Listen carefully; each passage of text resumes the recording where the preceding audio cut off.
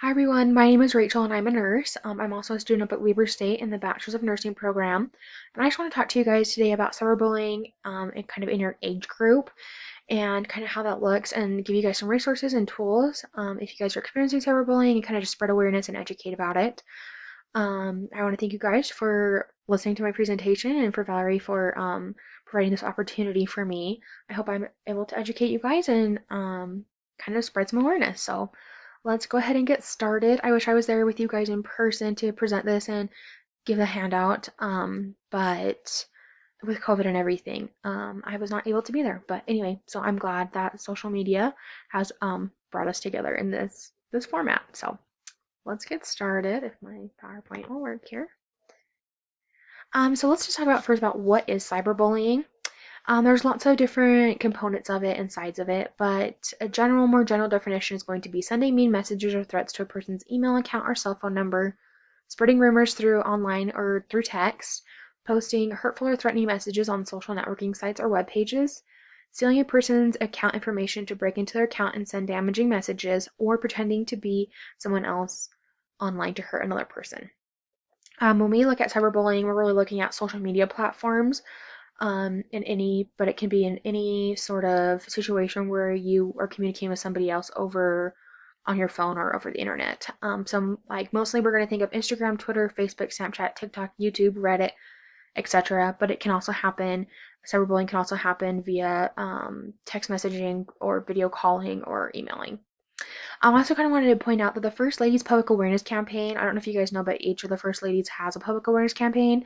In the past, it's been about like eating healthy and exercising, but our First Lady currently, hers is about cyberbullying, and I just think that it's such a huge issue right now, and it has been for a long time, and I just think that there's definitely room for education and improvement, especially with everyone being on their phones more and being on the computer and the internet with COVID and everything. It's just kind of definitely something to keep in mind. So just to give you some statistics and background, girls are twice as likely to be cyberbullied than guys are. Nearly half of young people have received intimidating, threatening, or nasty messages online. Cyberbullying can happen anywhere in the world. It's not just strictly in the US. So 1 in 3 teens in 30 different countries said they've been a victim of online bullying, with 1 in 5 reporting having skipped school due to cyberbullying and violence. In 2019, the CDC reported 19.5% of students in grades 9 through 12 reported being bullied on school property in the 12 months preceding. So it's not rare, and it's definitely a problem that is growing as people are getting online at earlier ages and interacting at earlier ages, and especially with more time on your hands.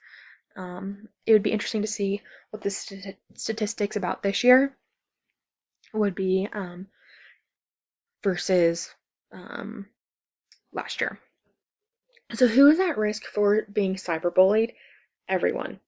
No one is exempt from being cyberbullied. It can happen to anybody, but there are specific um, things that make people more vulnerable to being cyberbullied, and those things are just being different, being quote uncool, being weak, depressed, anxious, having a low self-esteem, being less popular, being overweight or underweight, wearing glasses, and we're just wearing different looking clothing. Teens can be really, really mean, and they kind of pick on anybody who is just a little bit different than the normal or different than who they are. And so it is really important that we are being mindful and kind. And kind of leads me into my next thing. Oh, I guess it's the next slide. But anyway, some warning signs for seeing those who are being cyberbullied. We talk a lot about warning signs with about cyberbullying with parents. Um, Kind of how to look for if your child is being cyberbullied. But these are awesome warning signs that you guys can keep with you and notice in friends if they are being cyberbullied and they just don't want to talk about it. So a change in behavior. If you notice people have new social media accounts that are being used, they're often being used for trolling accounts. If they have a Twitter account that they use, and then they have a new Twitter account, or maybe another one, or like multiple, um, that kind of is a red flag. Being withdrawn or depressed, if hiding your phone when people are around, and if they're not coming to school or activities, that can also be a warning sign. So it's important to check up on your friends and make sure that they are being safe and doing okay. How to prevent cyberbullying. Speak up. There are so many people who can help you, can be your resource, can be there and help you kind of navigate how to handle the situation. Another great thing is reporting the cyberbullying. You're able to, I know for sure on Instagram and Twitter, being able to report messages or accounts that have been, um, if you feel like they are bullying you, you are able to report them as inappropriate or whatnot. You can block the account. And also, I think it's important to remember whenever we're posting on any kind of social media that everyone is going through something.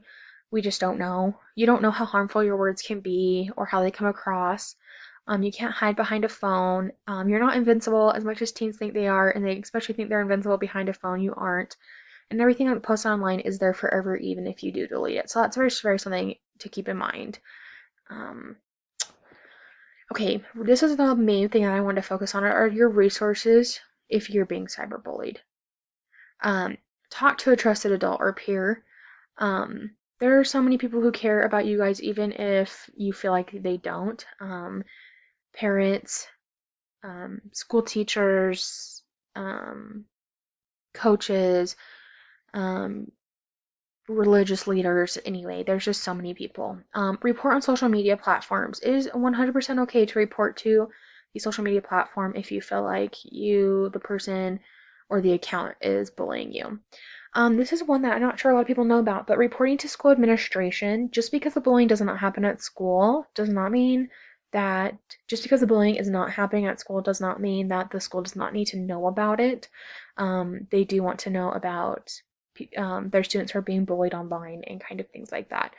If you report to them and they aren't really handling the situation adequately, use the chain of command. This is something that we learn in nursing school, is to use the chain of command. So if you tell a teacher or you tell the principal, have a meeting with the principal, and they don't really do anything about it and it keeps happening, getting worse, go up to the superintendent. And then above them is the Department of Education.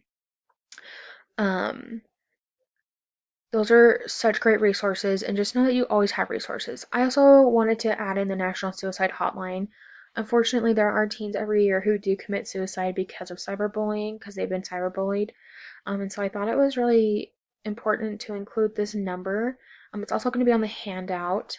All the resources here on this page are going to be on the handout, but specifically this National Suicide Hotline number.